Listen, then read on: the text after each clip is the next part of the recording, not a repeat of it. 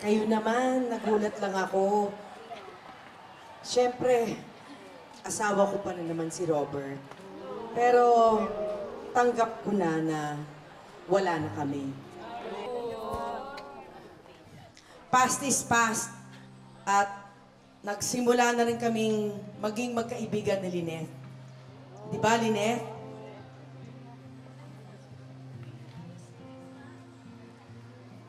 I stopped to acknowledge the presence of my soon-to-be ex-husband. I just want to take this opportunity para mag-sorry sa aking Apex community. Aminado ko, mula nung nandun ako, even after my time, everybody hated me. Ika nga ako na yung devil incarnate nila.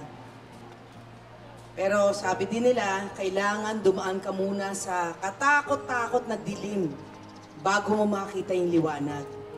Sabi nga nila sa Ephesians chapter 4 verses 31 to 32, let all bitterness, wrath, anger, clamor, slander be away from you with all malice.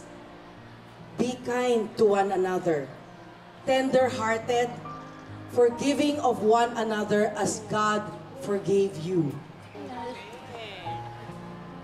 Uulitin ko, ako na ang bagong Moira Tanyag.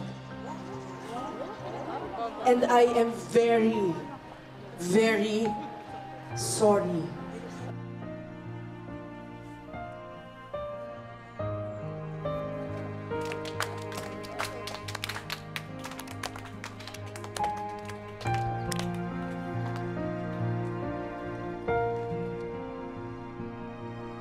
Nakakagulat naman talaga yung pagbabago ni Ma'am Moira, no?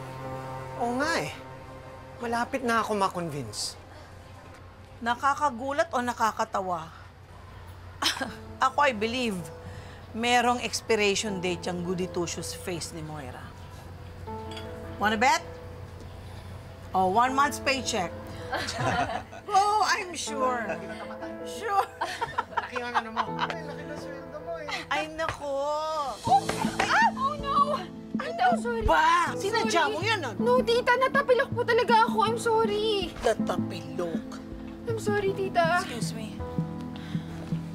Zoe, nakita ko yun. Sinadya mo yun, no? Eh, nakakabuisit eh. Nagtatry na nga magbago yung mami ko, tapos pagpupustahan pa. Ikaw naman gumaganti ka pa.